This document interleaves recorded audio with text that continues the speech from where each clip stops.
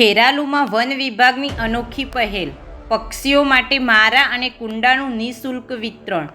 ખેરાલુ શહેરમાં વધતી ગરમીને ધ્યાનમાં રાખીને વન વિભાગ દ્વારા પર્યાવરણ સંરક્ષણ અને જીવદયા માટે એક પ્રશંસનીય પહેલ હાથ ધરવામાં આવી છે.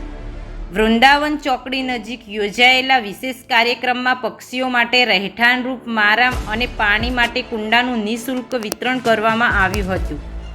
આ કાર્યક્રમ DCF મહેસાણા ડૉક્ટર બિંદુબેન પટેલ અને RFO JS ચૌધરીના માર્ગદર્શન હેઠળ સફળતાપૂર્વક યોજાયો હતો, જેમાં ખેરાલુ રાઉન્ડના ફોરેસ્ટ મહેશજી ઠાકોર તેમજ વનરક્ષક વિપુલભાઈ ચૌધરીએ મહત્વપૂર્ણ ભૂમિકા ભજવી હતી. કાર્યક્રમમાં સ્થાનિક સેવાભાવી નાગરિકો જેમ કે પરેશભાઈ દેસાઈ, અરવિંદભાઈ પ્રજાપતિ અને કાલીભાઈ સહિતના આગેવાનો પણ જોડાયા હતા.